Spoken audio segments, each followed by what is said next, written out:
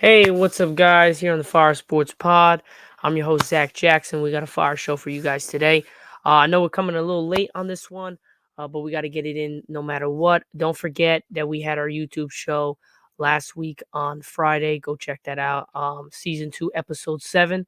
We're on season 2, episode 8 right now. This is our 8th episode on season 2. So we're getting along with it. So first up, like I said earlier, we had our show last Friday. This show this week, today, Monday, tomorrow, on Wednesday, and then we're gonna have a show on Friday as well. Should be getting a special guest on Wednesday and Friday. I'll keep you guys posted on my TikTok, what's happening there. We are definitely, without a doubt, gonna have a show, our debate show Saturday and Sunday. I know I've been saying for the last 2 weeks we're gonna have one, but there's been some particular situations that came up where it didn't let me get to it. So we'll get to that on Saturday or Sunday. I'll let you know my TikToks and do a 1 minute YouTube mini clip to let you guys know what time we're going on. But first up, we got a good show for you guys today. First up, what a Sunday night it was yesterday night with the AFC Championship and the NFC Championship. What great games we had. We had the Ravens get upset at home as Kansas City goes on the road for a second straight week to beat the Baltimore Ravens to advance to the Super Bowl. Kansas City Chiefs, Patrick Mahomes, Andy Reid, Travis Kelsey, Taylor Swift now. They're all going to be in the Super Bowl. As I predicted, I did say that the Ravens were going to get the L. I just thought that their youth was going to play a big part in the role of their demise, really, in this game, and that really showed. We're going to have more for you on that coming in the audio show. We're going to be talking about how the Ravens and Lions really lost both their games, and really that how the Lions and Ravens youth kind of played a big role in why they lost these games. I just think even though that the Ravens had John Harbaugh as their head coach and has been a Super Bowl winning champ, has been to the Super Bowl, has been to playoff games, big atmosphere playoff games like this. I just think with Lamar Jackson as a quarterback, he's 1-4 in the playoffs now, 1-5. No, I would say 2-5.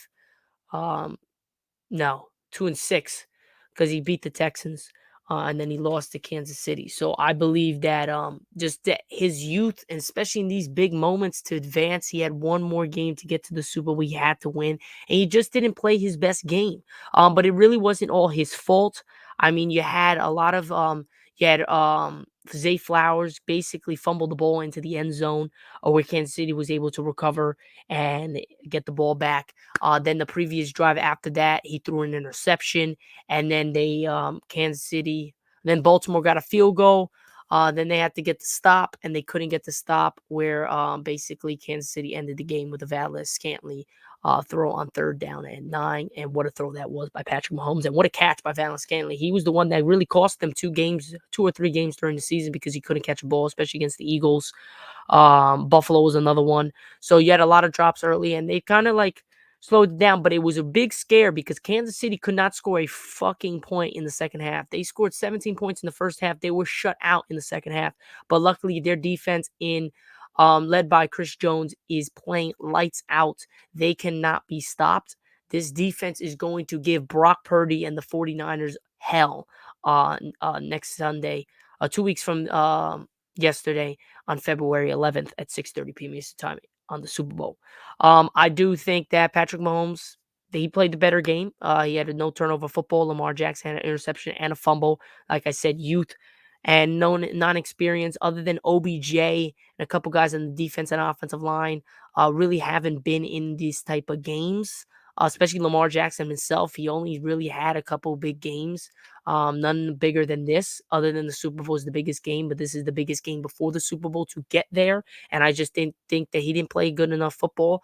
And their defense did what they had to do. Their defense held Patrick Mahomes and the offense of the Kansas City Chiefs to 17 points for the whole game, and they scored that in the first half. They scored all their points in the first quarter of that game. And then he scored only 3 the rest of the time. So I believe that Baltimore's defense was definitely not to blame, but I do think that the offense of the Ravens and their youth kind of played a big part in their role of losing this game. Not as big as the Lions, because the Lions had a big lead against the 49ers and gave that shit up. So that was pretty bad, but I mean, that's not bad, but it is what it is. I mean, the Lions, I projected to win that game. They couldn't get the job done. They were up by 17 points going into the second half. And I really think that we're gonna go more into the way that the Lions kind of played. I'm just kind of like jumping the gun here, but I believe that the Lions were the real reason why they lost this game was their youth. They had a 17-point game. Dan Campbell, and he's not a veteran leader. He's only been with the Lions for 3 years.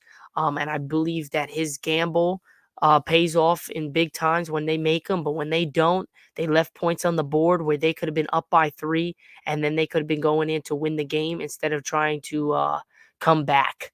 And had to get an onside kick. So I do believe that his type of style is great when it works, but it's pretty bad when it doesn't. When you leave points like that against a team like the 49ers, you must capitalize and play good defense. And really, it was 24-10. And out of nowhere, they had the crazy bobbled catch by Brandon Ayuk at the 5 yard line when they were up 24-10 go in the second half. And that basically sparked the 49ers to go on a run. And they did not look back. The Lions only scored a touchdown with about a minute left in the game, and that was their first points of the second half to make it 31-34. They didn't get the onside kick, and then the 49ers just ran out the clock, and the game was over. The 49ers and Brock Purdy, Mr. Irrelevant, advances to the Super Bowl and not really playing their best ball. I mean, the 49ers, yeah, they came back, but I believe it was the mistakes of the Lions really that plagued them more than the 49ers' good team effort to get back in the game. Now, not to mention their defense did hold them to only 7 points in the second half, but I believe that Dan Campbell's the way he coaches is great in some occasions, like I said, but it's pretty shitty in some other occasions like this when you don't get those first downs, when you have a lot of drop passes, and not to mention drop passes that they had so much in this game in the second half. Mont St. Brown, Williams, you had a lot of big catches, but against guys that really don't know the big game. Have really never been in this type of game. And that just shows the inexperience. And the moment was too big for these guys.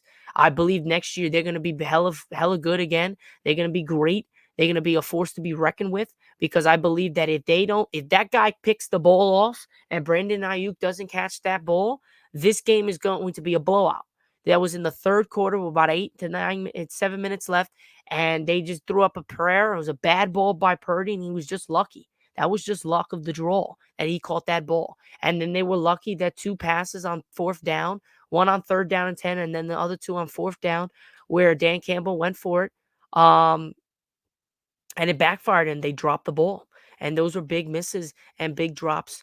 He also made a bad decision in the fourth quarter where he decided to run the ball with a minute 10 left on third down and goal instead of throwing a ball when you need all 3 timeouts. And at least if they had all 3 timeouts in the case, they probably would have had at least 15 to 20 seconds left to at least do something with the ball, but they didn't. They used the timeout on the goal line, got the touchdown, only had 2 timeouts, and the 49ers were smart, ran 3 plays, and then the fourth one was to kneel the football and to get out there with a win. They squeaked by. I'm letting you know, Kansas City, Andy Reid, and that defense, that defensive coordinator. Kansas City is a well-coached team offensively and defensively, especially the defense is not going to give up a 17-point lead like the Lions did. Oh, and then Kansas City, I believe, in those big moments are not going to drop passes. They showed it in the Baltimore game. They showed it in the Buffalo game, and it did not work. They showed it in the Miami game. They have dominated 3 straight games. I don't want to hear it. Buffalo, they dominated. Even though it was a 27-24 point game, their offense played electric. Their defense did what they had to do and dominated Josh Allen and the Buffalo Bills late. And they could not get nothing going offensively. And that was the sole reason why Kansas City moved on to play Baltimore. In Miami, they killed them 26-7. It wasn't even a game because of the defense, and the offense was clicking on all cylinders. And then in the AFC Championship game, they didn't need to score a lot of points. They scored 17, enough to win the game, and their defense shut out Baltimore for only scoring 3 points in the second half. So I believe that their defense and their offense is poised to take down the 49ers and not let them get another win. And not to mention that if the ball bounces the right way, I'm 2-0 in the NFC and AFC championship game, and both the teams I picked, I got one the spread. I said that the Chiefs would cover the -4.5 spread, and winning the game. They did. I had the Lions covering the spread of 7.5 and winning the game. They covered the spread. They just didn't win the game, but they had it. They were up 17, like I said, and basically it was just youth mistakes and just gambling. Too much gambling. Too many looking at analytics on when you should go for it on fourth down instead of just trusting your gut and doing old shit football and just kicking a field goal, getting the 3 points. Those are 2 straight times of 3 points where you would have got that. That's 6 points. So instead of it being 34-24, it's 6 points. It's 30-34, and they're going down to score the touchdown instead of they're scoring the touchdown. So that touchdown that they scored with a minute left would have put them up. So you do 30 times the 7. That's 37-34, where then the 49ers would have to drive down all the length of the field with about a minute left with 3 timeouts to tie or win the game. Now, if that was the case and the 49ers came back and won the game, yes, I would say that the drop passes were big, but they played their hearts out. Even the Lions with the loss, they played. They didn't give up. They thought that they still had it, and they did. They just let it slip away in big moments where they just needed people to catch the ball. And they had it, and they just let it slip away. They'll be back next year, definitely. They'll be back with one of the best. Dan Campbell's a great coach. I like what he's doing in Detroit. And it just wasn't their year this year. But I believe Kansas City, all that they've gone through with the way the offense started in the beginning of the year, the way the defense was playing in the earlier of the year, and how the defense has consistently played all year. Their offense has been so up and down of late over the whole season, and now of late they've gotten their stride together. So I believe with all that, all the Taylor Swift shit with Travis Kelce, all the Jackson Mahomes shit with his brother, I think that they're going to win this Super Bowl. I don't think Purdy is it this year. I also think I agree with Cam Newton when it comes to Purdy. I think he's great. But I also do think that he has some times where he has lapses and he looks like a manager, a game manager, where he's just doing enough to get the win. There's no spectacular stuff. Don't get me wrong. Yesterday he had 3 or 4 monster, monster, monster runs by himself, running the football to get first downs. And those were huge. And that basically kept him in the game. But other than that, I really don't think he played a great game. CMC, 2 touchdowns, played amazing. George Kittle, great. Debo Samuel did what he had to do coming off the injury. I just don't think that they're great and they're good enough to beat Kansas City, especially with that defense. But other than that, that's pretty much it for my first part of my show here on recapping Monday. We're recapping what happened over the weekend in the sports world. This is our new episode. Mondays are going to be the recap weekend highlight, just going over what's happening. Wednesday going to be middle of the week, going over what's happening during the middle week, and then Friday is just going to be what's happening, going over what's going to be going on the weekend after. So we're moving on to our next segment here on the Fire Sports Pod. Like I said, I'm your host, Zach Jackson. We got another great show, and we just finished up going over the NFC and AFC Championship. What are my thoughts on the games, and how we're going into the Super Bowl. Now we're going to be going over one hell of a game over the Lakers' crazy win on Saturday against the Warriors. Now, if you guys did not watch this game, then sucks to be you, because this game had to be one of the best games of the year, if not the best. It went into double overtime. The Lakers were going back and forth. They went down big in the third to start the fourth. They answered back. Warriors answered back. Steph Curry had 46 fucking points. LeBron had 36, 20, and 12. First time in a Laker uniform since Kareem Abdul-Jabbar in 1972, where he had a 30, 20, and 10 game. This guy is 39 freaking years old, ladies and gentlemen, and he's still doing all this shit. That is remarkable to think of. LeBron James, if he is not your favorite player or your best player, you got to respect him no matter what. This guy is doing everything for his team, not to mention the Lakers are so inconsistent. But Anthony Davis and LeBron James, they have been the only consistency this year, other than D'Lo, who over the last month has been playing like an all-star, like a freaking superstar, averaging like 27 points, 40 and 50% from the field and from 3. But man, the Lakers are so inconsistent right now to the point where the game, it's 119-103 as the Rockets are dominating my Lakers. It's embarrassing that we get that monster win. LeBron James playing 18 points, 7 of 13, 5 and 9. Davis 23, 7 and 2, 10 and 20. 3 and 3 from three. D'Angelo Russell, another great game. 23 points, one rebound, 5 assists, 8 of 17, 3 of 10 from three.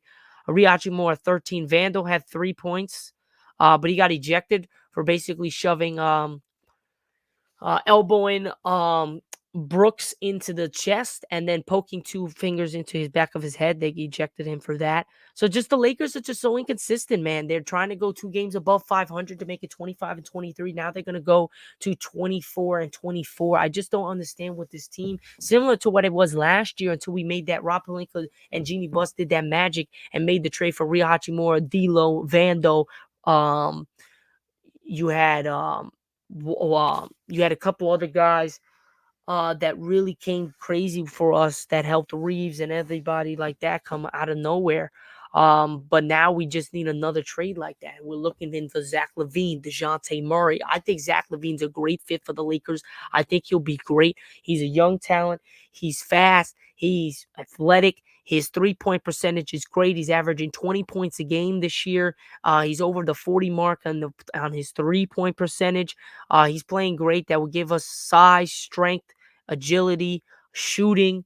Not big of on the defense, but he can play his defense. He's big, he's lengthy. So we'll see what happens. But I just think that the Lakers, man, they just need to get some consistency with it. And once they do, the sky's the limit for this team. The problem is that if they can do it. But man, if you guys did not miss, the Lakers played amazing on Saturday. It was ridiculous. I mean, I could not. You could not think of a better game than what the Lakers put on last on Saturday night. I mean, and then with the Warriors, I mean, the Lakers won the first quarter 33-30. Second quarter, they won 35-33. Third quarter, they got killed 36-23. Fourth quarter, we beat them 27-19 to tie it. First overtime was 27 to 26 in total. And then total was 145, 144 as LeBron James goes to the line late. And all that slander of, oh, he can't go to the basket late in games because he's afraid of the free throw line. Bullshit. Last night, Saturday night, he went to the free throw line and switched both of them to get us the win. Steph Curry, 3/4 court. A heave was just short as D'Angelo Russell kicks the ball out of bounds and then gets fined $15,000 for it. So I just think that the Lakers themselves, man, they are so talented. They are. D'Lo, we should not trade this guy. This guy is amazing. He's playing out of his mind. Now, who would have thought? Why would Darvin Ham start Reeves over D'Lo? Why? Because what happened last year? Reeves was playing great in the playoffs, even against Denver. D'Lo shrank against Denver. He didn't show up at all. So that, and then during the beginning of the season, D'Lo was very inconsistent. And up until this month of January, this is when he's been popping off. Other than that, this man has been a no-show the whole fucking season. Not to mention we are without Gabe Vincent. Now we are without Cam Reddish for 2 weeks with a sprained ankle. So I'm just thinking, like, we need a big change. We need somebody to change the grand scheme of things. I mean, bringing in that third star is going to help AD and LeBron. We're going to be thin with our bench. We're probably going to have to give up Reeves and maybe D'Lo. Not so sure. Probably keep D'Lo, maybe give up Reeves and I don't know. I would say maybe Reeves and like a Jackson Hayes. Not even him. Maybe him, a rookie that we got, Schoonamaker. Not Schoonamaker. We're talking about the NFL now. Scarafino. And then we give up Reeves and a pick or two to get Zach LaVine, something along those lines.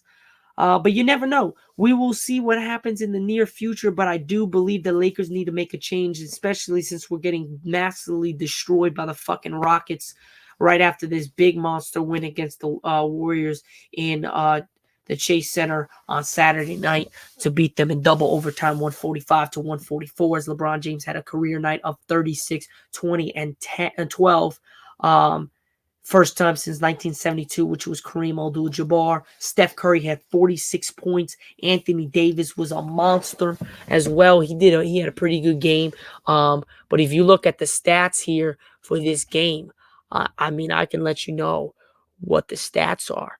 Anthony Davis, he had 29 points, 13 rebounds, 3 assists, 4 blocks. Prince, 0 points. LeBron, 36. D'Lo, 28. Reeves, 17. Hachimura, 11. Vanderbilt, 14. Wood, 8. And Christie, 2. I mean, we had all around scoring for basically everybody. Our top guys basically scored except for Prince, but he was dealing with a little bit of an injury. But 29 from Davis, 36 for LeBron, Russell, 28. Reeves, 17. Hachimura, 11. Vando, 14. This man was going crazy, Vando. Vando was on a mission. And then if you look at the Warriors, man, Draymond, 8. Kuminga had a great game, 22. Wiggins had another great game, 22. 46 from Curry, 24 from Clay, and that was pretty much it after that. You had Pozominski had 10 points off the bench. Sarge had 5. Jackson had 4. And Joseph had 3. But other than that, I mean, the starting 4, Kuminga, Wiggins, Curry, and Thompson played amazing. Draymond played great defense as well. He had 14 rebounds, 11 assists, 8 points, 3 steals, 2 blocks, 4 of 9 from the field. I mean, he played great as well, even though it wasn't scoring wise. He did everything other than that. 14 rebounds, 11 assists, 3 steals, 2 blocks. I mean, only 2 turnovers with 8 points. That's not bad. But man, what a game this was. And the Lakers, man, they played their heart out and they deserved that win on Saturday. But man, what a turn of events as we are getting demolished by the Rockets right now. And it's not even close. It's kind of sad, if I'm being honest. Because you play that great in a game and then you come out and you lay an egg against the Rockets. It's just crazy. But wait, the Lakers are coming back from a 19-point game to now it's a 12-point game with about 3 minutes left. The Lakers could make a push. LeBron's got 23, heating up. Russell's got 23. Davis has got 23. Hachimura's got 16. So we'll see what the end score is. But if we do come back in this game, another great game coming back. But still, we can't go down big to these type of teams. We got to demolish these teams. If we want to make anywhere in the playoffs, we get to a chip. Try to get LeBron a 5th ring, AD a 2nd ring. So we'll see what happens. But other than that, guys, that's pretty much it for my YouTube show here on the Fire Sports Pod. I'm your host, Zach Jackson. As always, this is basically ending, recapping Monday. I'll catch you guys on Wednesday going over what's happening in the sports world and any big things that are coming. We should be having a special guest on Wednesday. I'll keep you posted in my TikTok. And on Tuesday night, Wednesday morning, I'll let you guys know who is coming on and what great show we have for you coming on Wednesday between, I would say between 2 and 4, 2 and 5, we're going to be doing our shows, and I'll catch you guys there. I'm your host, Zach Jackson. Peace.